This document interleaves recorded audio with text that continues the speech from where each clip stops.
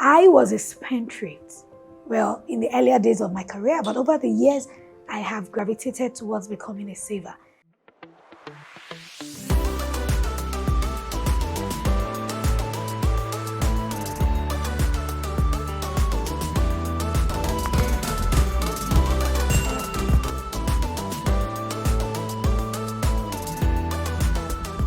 Hello! In this video, I will be talking about personal budgeting that works. Personal budgeting that works, of course. My name is Shola Adeshakin, lead coach and founder of Smart Stewards.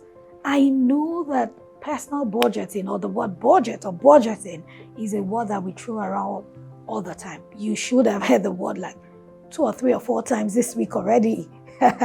Budget, budget, budget, yes. I have recorded tons and tons of videos on budgeting, but people still struggle with budgeting. And that's why this video, this course, is about knowing and implementing a personal budget that works for you. I will share quickly 5, maybe 6 types of budget that you can adopt. But before then, I wanted to quickly touch on, the different money temperaments and how they affect the way you spend money and the way you budget.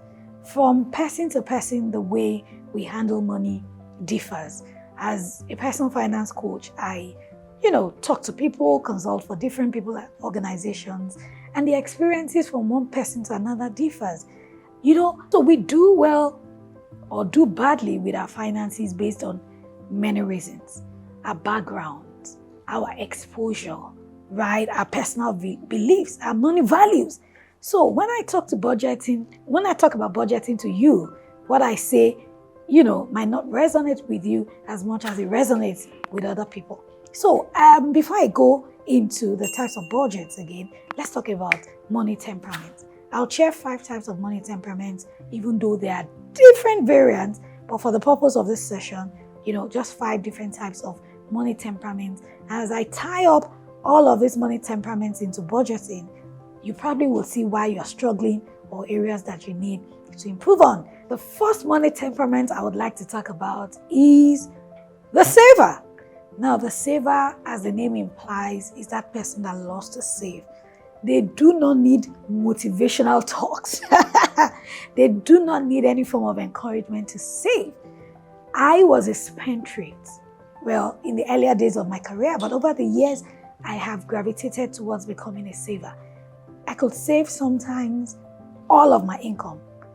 Proceeds from a particular business, I could save it, right? So it's about building the muscle. Some people are naturally savers. Some people were born savers. Some people grew up in a saver's home, and then it came naturally to them to know how to save. But some of us are repented spenders who have become savers. So don't fight it. If you have struggled with saving, you just need to learn the basics and start to learn how to save. The second money temperament are, of course, the spenders. Spenders are opposites of savers. They spend what they have made. They spend money they have not made. Money they have been promised, they spend it as well. They actually go out to borrow money to even spend money, in anticipation of an inflow or an income. I used to be a spendthrift, right? So many things, would have resulted in you becoming a spender, but grow out of it, become a better person, learn the dynamics of personal financial literacy, and continue to build. The third person is a money monk. A money monk is so holy that they don't spend money. In fact, they see money as something that is filthy, something that is a sin. There are people like that. They see money as a temptation. Oh, money is the root of evil. No, the love of money is what is the root of evil. But there are money monks, right? That's a personality. Whatever might have led into them having that, sense of money, we don't know. There are avoiders. That's the fourth temperament type. Avoiders are people, they know they have money issues.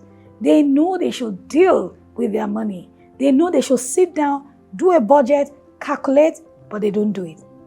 Those are avoiders, right? And the last person, the last set of people, the last temperament is the order.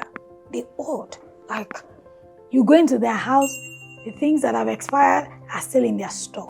Maybe they think that, they won't have money in the future or whatever may happen to them. They get all they can and they can all they get, right? These are money types. Where do you see yourself? Now, let me take you back to the budgeting conversation. So if you have been struggling with a budget, if you're a saver, you naturally might be able to budget more. If you're a hoarder, you might be able to budget. If you're a money monk, you don't even want to talk about it.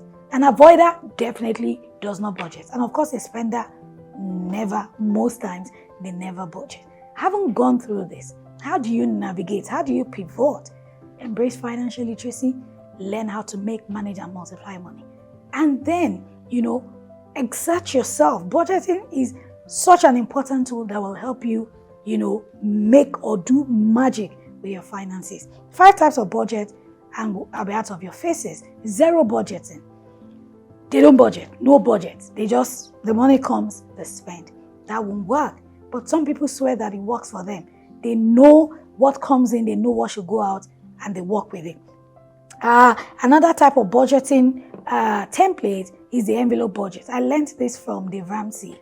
What it does is that, or what it teaches about envelope budgeting is, you have different envelopes for different expenses at home.